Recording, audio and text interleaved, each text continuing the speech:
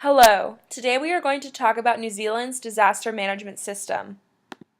I'm Sarah and I'll be your tour guide through this disaster management system. New Zealand is a land of water, mountains, and of course Lord of the Rings. Unfortunately, it is also prone to a wide variety of disasters. Because of its location on the Pacific Ring of Fire, New Zealand has a high probability of earthquakes and volcanic activity. However, because it is essentially an island nation, it is also prone to tsunamis, severe winds, and other coastal hazards, as well as frequent floods, droughts, landslides, and heavy snowfall.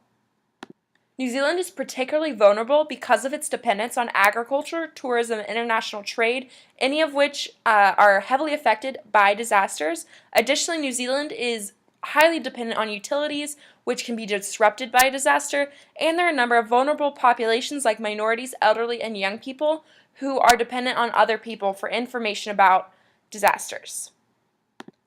New Zealand's emergency management system was inspired by the Emergency Precaution Scheme of World War II, as well as the Hawke's Bay earthquake of 1931, which demonstrated the need for a formalized approach to disaster management, and the Emergency Defense Corps built structures for shelters and educated the public about emergency management. New Zealand's current emergency management scheme is the Ministry of Civil Defense.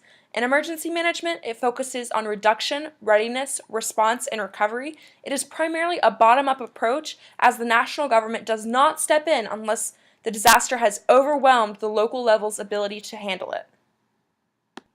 At the local level, local groups like healthcare, police, etc. are required to complete a group plan that outlines their approach to disaster management and complies with the National Ministry of Civil Defense and Emergency Management rules. Between the local and national levels, New Zealand is very prepared for just about every disaster and contingency. However, they're especially prepared for earthquakes and volcanic activity because New Zealand experiences these disasters so often.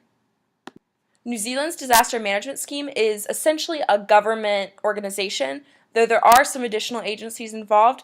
NGOs, however, play very little role in New Zealand's disaster management. Obstacles to effective disaster management include the fact that it's kind of vague when the national government should step in during a disaster. Also, there's a lot of red tape created by legislation that wasn't created with disaster management in mind, like the 1991 Resource Management Act, which was especially seen in the Manawatu floods of 2004. The Hawke's Bay earthquake of 1931 is probably the most influential disaster, as it was the impetus for New Zealand's current and past disaster management systems.